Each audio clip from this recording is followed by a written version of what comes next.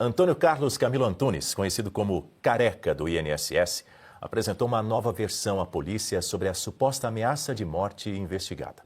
Ele afirma que se reuniu com o ex-funcionário Edson Claro Medeiros Júnior para cobrar a devolução de veículos de luxo que, claro, condicionou ao pagamento de R$ 2 milhões e a transferência de uma empresa de canabidiol. Antunes nega ter feito ameaças, dizendo que apenas exigiu os carros. Edson Claro, por sua vez, relatou que Antunes o ameaçou de morte caso não entregasse aparelhos eletrônicos com informações sensíveis. A suposta ameaça foi fundamental para a prisão preventiva do empresário, que nega ter solicitado os equipamentos e alega que o encontro foi público e, claro, afirmou estar gravando. Mas a gravação nunca apareceu, Berenice Leite. Edson Claro é testemunha-chave contra Antunes na Operação Sem Desconto, tendo afirmado que o empresário fez pagamentos a Lulinha e atribuiu a ele a participação na World Cannabis lá em Portugal, naquela viagem confirmada pela amiga do Lulinha também, que foi feita.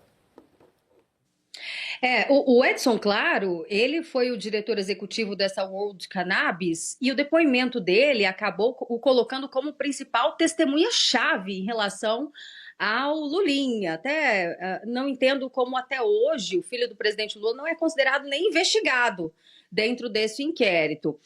Além disso, os pagamentos, só entrando um pouco mais, é importante trazer os valores, né? O Edson Claro, como uma das pessoas, homens de confiança do Careca do INSS, foi ele que disse à polícia que o Lulinha era uma espécie de sócio oculto nessa empresa que trabalha com produtos da maconha, que queria inclusive um contrato com o Ministério da Saúde, estava nessa iminência de fecharem ali com o Ministério. E ele relatou o pagamento de R$ 25 milhões do Careca do INSS, Antônio Carlos Camilo Antunes, ao Lulinha, fora a mensalidade de R$ 300 mil que chegava na conta também do filho do presidente Lula.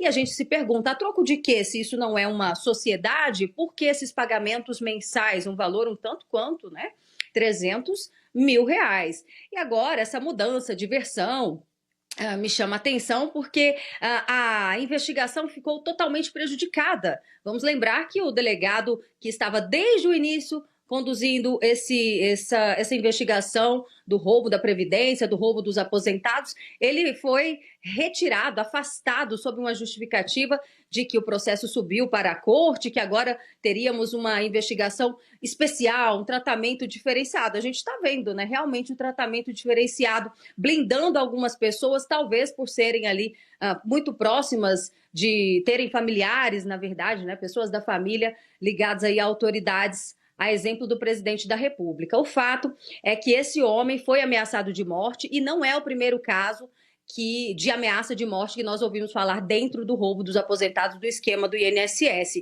Lembra vocês que na CPMI, o Eli Cohen, que foi um advogado que ajudou muito nas investigações, foi o primeiro a ser ouvido na Comissão Parlamentar de Inquérito. Ele também relatou, Daniel, e aqui finalizo o meu comentário, relatou que foi ameaçado de morte e que parou de investigar depois que chegou ao nome do Frei Chico, irmão do presidente Lula, vice-presidente do Sindinap, um dos principais sindicatos responsáveis pelos descontos não autorizados. E só um complemento à sua informação também, Berenice Leite. Um site de esquerda, que é o Carta Capital, sugere que o gabinete do ministro André Mendonça estaria preparado para caracterizar o Fábio Luiz Lula da Silva, o Lulinha, o filho mais velho do presidente Lula, como sócio do Antônio Carlos Camilo Antunes, o Careca do INSS. Já o advogado Marco Aurélio de Carvalho, que é amigo, que é conselheiro jurídico do Lulinha, descartou essa possibilidade de enquadramento. Segundo ele, não acredita, não há elementos para isso. Ele disse confiar na condução serena do ministro André Mendonça. Nesse caso, a gente vai seguir acompanhando de perto esse assunto com você aí em Brasília.